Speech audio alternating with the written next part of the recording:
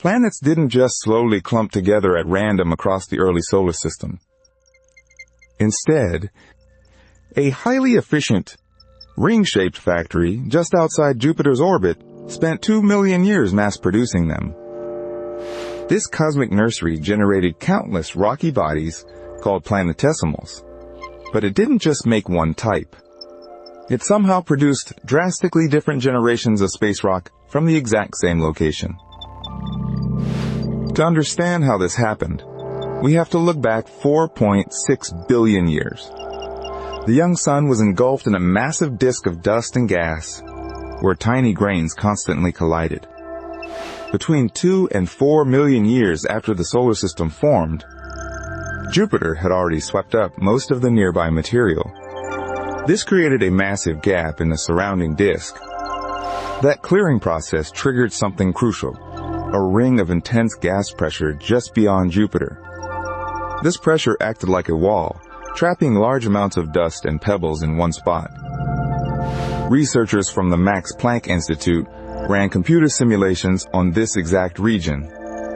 They discovered this dust trap was the perfect environment to rapidly build planetesimals over millions of years. But here is where the simulations revealed something unexpected. Jupiter's barrier didn't treat all material equally, and that changing balance perfectly explains a mystery sitting right here on Earth. When scientists look at carbonaceous chondrites, carbon-rich meteorites that survive the fall to Earth, they find 6 distinct groups. Some are incredibly fragile, while others are packed with sturdy inclusions. The simulations finally matched these earthly meteorites to the early solar system. Jupiter's gravity blocked larger, sturdier clumps from hotter regions, while smaller, fragile dust grains behaved completely differently.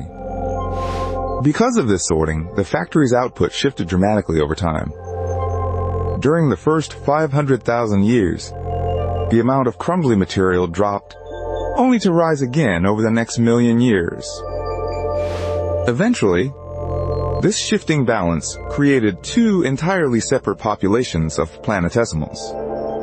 One was dominated by fragile dust, and the other by stable matter all born from the exact same dust trap.